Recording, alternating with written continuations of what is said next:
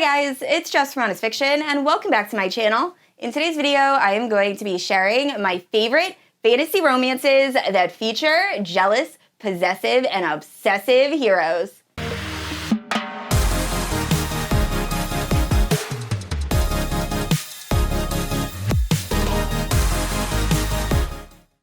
Alright guys, so I love a slightly unhinged hero, a hero that has all of the toucher and you die vibes, so I figured it was time to do a fantasy romance rec video where I talked about my top 10 favorite books that feature heroes that are jealous, possessive, and slightly obsessive. So I am so excited to share these books with you, and if you're unfamiliar with my channel, I post new videos every Wednesday and Sunday. If you haven't yet, please like and subscribe. You can also hit that notification bell to be notified whenever I post new bookish content. You can also check out my Instagram and Goodreads, both linked down below. With all that out of the way, let's talk about these fantasy romance books. And I feel like it's only right to start off with Draco Malfoy from Manacled by Senlinyu. So this is actually Harry Potter meets Handmaid's Tale fanfic, and you can read it for free on the website Archive of Our Own. I will have it linked down in the description below, but this is my top book of 2023. I love this book so much. I also have a reading vlog that I'll leave in the cards in the description. But if you have not read this yet, you really need to, and you will not find a more unhinged hero than Draco Malfoy. So if you're unfamiliar with the plot of this story, it is what would have happened if Voldemort actually won the war against the Order of the Phoenix and Harry Potter was killed. So at the start of this book, we find out that Hermione was actually put in a sensory deprivation cell and left there for years, and when she finally emerges, it turns out that Voldemort has started this breeding program because there aren't enough people or magical people being born. So she also finds out that she is going to be given to Voldemort's top general known as the High Reeve. And obviously Hermione is very nervous about this and finds out that the High Reeve is actually Draco Malfoy. And that is when she ends up going to Draco Manor. And she's like, oh no, my worst enemy now has to impregnate me, which is absolutely horrifying. And it is their romance. And oh my goodness, is this book dark, but also so emotional. And it had so many nods to the original Harry Potter. So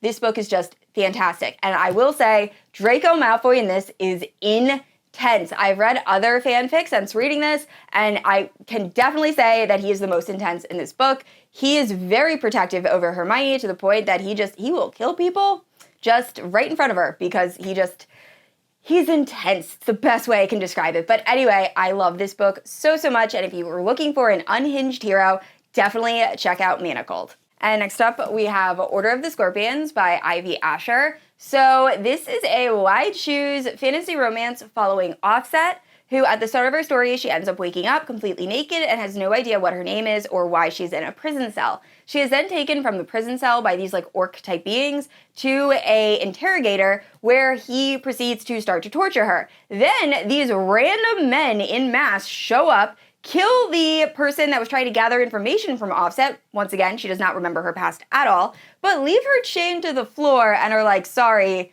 you're probably gonna die, but we didn't kill you, so peace, and they leave. So then years go by, Offset ends up being given over to this assassin training camp where she learns how to be a killer in the hopes that she'll eventually be taken or purchased by a assassin group, and if she kills enough people, they'll give her her freedom. So anyway, on Offset's day where she's supposed to be purchased by an assassin group, those masked men show up and end up buying her, and it is their story. So it's essentially just Offset trying to find out what her history is and also deal with these assassins that she now is stuck living with. So I will say the first half of this book doesn't really have the obsessive, jealous, possessive vibe, but the second half, oh my gosh, these guys will do anything for this girl.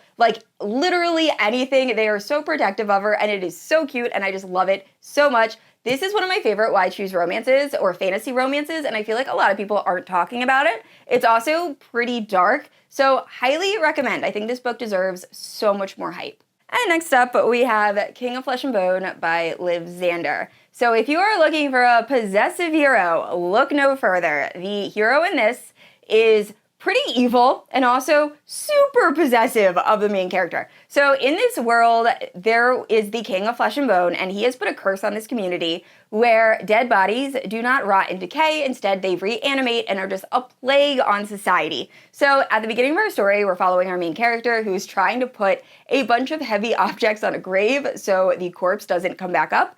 and in doing so, she ends up getting stuck on a deceased donkey, and that donkey ends up pulling her into the land of the dead. Now, when she gets there, she immediately starts to decay. However, the King of Flesh and Bone sees her and is like, ooh, attractive human, I am going to let you live, but in doing so, you are going to be mine, and you're going to have to do everything I say, and that includes things in the bedroom. And she's like, no, thank you. And he responds with, I don't care. You are now mine. So it's essentially their romance.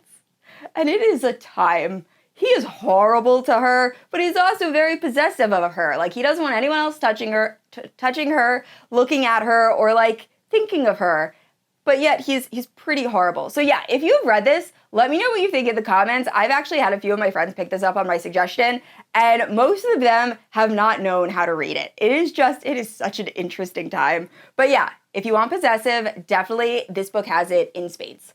And next up, we have Black Sunshine by Karina Halle. So this is a vampire witch romance following Lenore and Absalom.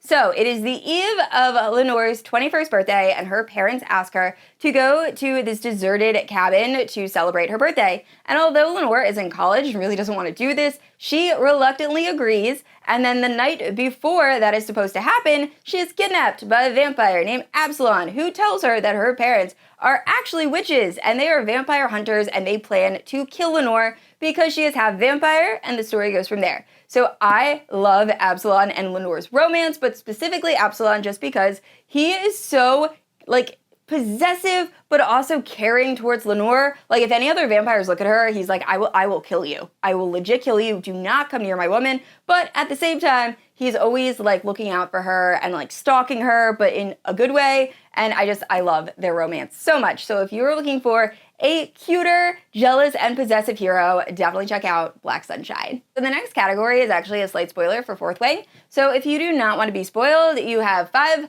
4, 3, 2, 1 spoilers. So the next category, the next few books I'm about to talk about are all shadow daddies, which is my absolute favorite type of fantasy romance hero. We are talking guys that are able to use their shadows to do all sorts of fun things, such as killing people and also during spicy time. So first up, we have Fourth Wing by Rebecca Yarros. Xaden Ryerson is my absolute favorite character. I love him so much. So if you're unfamiliar with the plot of Fourth Wing, we are following Violet Sorrengail. She was born believing that she was going to become a scribe, and instead, when she comes of age, her mother tells her that she's actually going to compete to become a dragon rider. So this book is essentially following her journey as she tries to survive this dragon rider university and eventually bond with a dragon and obtain magical powers. Now, Xaden Ryerson is perfection. There's actually a point in this story where Violet is being attacked by a group of students, and Xaden walks in, and he barely says anything. He essentially says, "You're all dead," and immediately kills them. There's also a time where a girl attempts to do something against Violet, and he kills her brutally, or he helps her end up dying brutally. Either way, I love Xaden with all of my heart, and he is one of my absolute favorite Shadow Daddy book boyfriends. And next up, we have North and Nox Draven from The Bonds That Tie by Bree. If you are unfamiliar with this series, it is a wide shoes fantasy romance series following Oleander, and in Oleander's world, people or women will bond with multiple partners, and they are known as bonded, and by bonding with multiple partners, you actually, like, increase your power, and it's almost like soulmates. Like, you really need to find your bonded to be happy in life. So Oleander actually has, I believe, 5 different bonded. However, when she is younger, she's in a car with her mother, and her mother's bonded. There ends up being an accident, and instead of Oleander running back to her bonded, she ends up just disappearing. So her bonded are very upset by this. They become very angry, and eventually they find Oleander and drag her back to their home, where they essentially kind of bully her and try to figure out why she deserted them. So I will say this series is not for everyone. Personally, for me, I binged it and adore it. It is one of my favorite wide shoes paranormal romance, and my 2 favorite bonds are North and Nox Draven. So they are both able to use shadows, and they actually can create shadow puppies that, like, protect Oleander, and I just think that is the most adorable thing in the entire world. So I love them so much. Honestly, all of the bonds in this are very obsessive, protective, and jealous of Oleander. Not really between each other, but if anyone who's not bonded looks at her, they will throw down. But overall, I love Nox and North the best by far in the bonded group, and they are absolute perfection. And next up is Nyktos from A Shadow in the Ember. For those of you unfamiliar with this book, it is the first book in the prequel series to From Blood and Ash. Now, recently I've been getting a lot of questions asking what is the reading order for this series and From Blood and Ash. Please read them in publication order. Do not read the prequel series and then pick up From Blood and Ash. That is not how it was meant to be read. It will be very, very confusing. But if you're unfamiliar with the story of Nyktos and Seraphina was raised as a maiden, really isolated, and she believed that she was going to become the consort when she came of age to Nyktos, the god of death. However, on the day that is supposed to happen, Nyktos actually ends up denying Seraphina, and her family is very upset by this because they wanted Seraphina to actually assassinate Nyktos, and now it doesn't look like that's going to happen. So Seraphina ends up having a pretty rough life. Her cousin is very evil to her, and eventually she runs into this mysterious stranger and things go from there. Now, Nyktos is, I love him so much. I actually might like him a little bit more Castile, who I'm going to talk about later in this video, but he is just so ruthless when people hurt Seraphina. Like, there are very many moments of him just like really killing people when they even like do the most minor thing against her. So yeah, I definitely has the jealous, possessive, obsessive vibe and one of my favorites. And next up we have a certain character from the Throne of Glass series. So I realized that a lot of people that watch my YouTube channel have not read Throne of Glass, so I really don't want to give too much away or other people are like in the middle of reading it. So there is a character in this series that is, actually there's two characters I'm thinking of, that are very jealous, possessive, and just take care of the women that they love so much. One of them in particular, hint hint, but oh my goodness, this series. If you have not read it, it's one of the best fantasy romances I feel like I've ever read.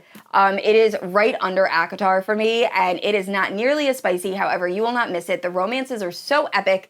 But to give you a brief idea of what this series is about, we are following Celaena Sardathian, and she was known as being a very good assassin. She's eventually captured, and she's traveling to this kingdom at the start of the first book where she is going to fight in these like gladiator type wars to see like who is the best assassin. And she starts to uncover all of these mysteries in the kingdom, and the story really goes from there. It is such a fantastic story, and if you have not read it yet, please pick it up. But anyway, like I said, one of the Fae in the book are just unbelievably jealous and possessive, and I love them so much.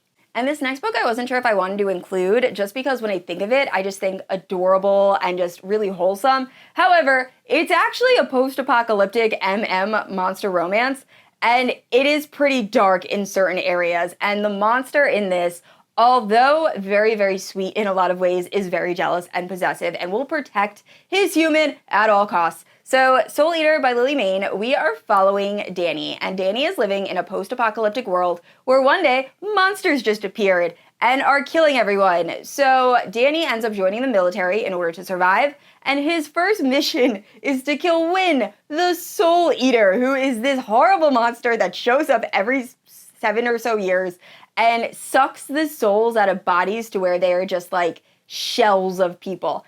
Anyway, he goes to kill the Soul Eater, and he just can't even bring up his gun to fire, and then he passes out, and when he wakes up, he finds out that he is the only survivor of this mission, and they have captured Wynn, and the story goes from there. But Wynn he's amazing. He will literally do anything for Danny. He just wants Danny to be protected at all costs, and he is very, very jealous in some instances, and very possessive and obsessive. So although adorable, he definitely fits in this video. And like I said, if you have not read this yet, you need to pick it up. And next up, we have the Zodiac Academy by Caroline Peckman and Susan Valenti. So this is a fantasy romance that is following Tori and Darcy Vega. And on their 18th birthday, they find out that they're actually Fae royalty. And in order to gain their inheritance, they have to go to the Zodiac Academy. They will compete against other paranormal creatures. And if they are able to graduate, they will then become kind of like the queens of this realm. Now, when they arrive at Zodiac Academy, they find out that there are already these celestial heirs that are ruling the school, and it's kind of like a bully romance that slowly turns into more of like an epic not political, but an epic fantasy with very high stakes. Now, I will say there are a lot of jealous, possessive, and unhinged guys in this book, as well as girls. However, I am particularly talking about Darius for this, just because I feel like Darius is, one, a dragon shifter, and two, if anyone even thinks about harming the girl he loves, he will lose it and attack them and try to kill them, including people related to him. And I absolutely love Darius. I like Orion a little bit more, but Darius is still one of my faves and definitely fits this trope to a T. I do have a full spoiler-free series review for the series that I will leave in the cards and the description. Just know that video was filmed prior to books 7 and 8 coming out, and they were not my favorite, so just know that going in. But if you have not picked up Zodiac Academy, I definitely think it's worth giving a try, and if you pick it up, let me know what you think. And last up, we have Obsession, and this is by Kayla Rain and Meg Ann. So this is the first book in the Make Game series, which is a paranormal why choose romance, and I actually have a vlog where I read this. I'll leave in the cards and the description.